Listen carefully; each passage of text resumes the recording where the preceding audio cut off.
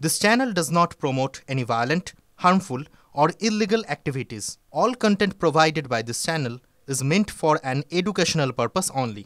আজকে যখন নাকি ট্রাইপার্টাইট মিটিংয়ের জন্য আমি ব্রাত্য বসুর সাথে কথা হচ্ছিল তখন উনি প্রথম দিকে রাজি হন এবং বলেন যে সমস্ত ছাত্রছাত্রীদের সাথেই বসবেন, কিন্তু সেই সময় তৃণমূলের যারা গুন্ডা ছিল তারা ধাক্কাধাক্কি শুরু করে, মারধরও করে এবং ওনাকে গাড়ির মধ্যে তুলে দেয়।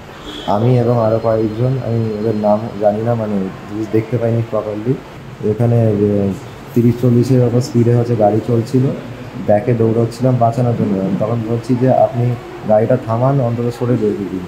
আরও স্পিড বাড়িয়ে দেয়, তখন কোনো ধাক্কা লেগে ছিটতে পারি এবং তখন মাথার ওপর দিয়ে এবং মাথাটাকে বাঁচাতে আমি ঘাটটা ঘোরাই, তখনই চোখের ওপর দিয়ে এবং পায়ে পাতা দিয়ে গাড়িটা চলে যায়। এখনো চিকিৎসাধীন ইন্দ্রানুজ রায়, একেবারে এক্সক্লুসিভ ছবি আমরা পেয়েছি একদম হাসপাতালের অভ্যন্তর থেকে, যে বার্তা TV9 বাংলার মাধ্যমে ইন্দ্রানুজ রায় পাঠিয়েছে। সেখানে তার বক্তব্য যে ব্রাত্য বসুর গাড়িতে বিক্ষোভ দেখানোর সময় সেই গাড়ির ধাক্কাই তাকে লেগেছে। পাশাপাশি চিকিৎসক সূত্রে আমরা জানতে পারছি মস্তিষ্কে কোনো গুরুতর আঘাত নেই ইন্দ্রানুজ রায়ের, তবে চোখে আঘাত রয়েছে। সেক্ষেত্রে আইসাইট তার রয়েছে কিনা, একটা চোখের দৃষ্টিশক্তি কি কিছুটা হলেও ক্ষীণ হয়েছে নাকি দৃষ্টিশক্তি ঠিক আছে, তা খতিয়ে দেখার জন্য বেশ কিছু টেস্ট করা প্রয়োজন, সেই টেস্ট চলছে। ইন্দ্রানুজ রায় এবং তার বাবা তারা হাসপাতালের অভ্যন্তরে রয়েছেন। ইন্দ্রানুজ রায় এক্সক্লুসিভলি একবারে হাসপাতালের ভেতর থেকে TV9 বাংলার মাধ্যমে যে বার্তা পাঠিয়েছে তার সরাসরি আমরা তুলে ধরছি আপনার কাছে।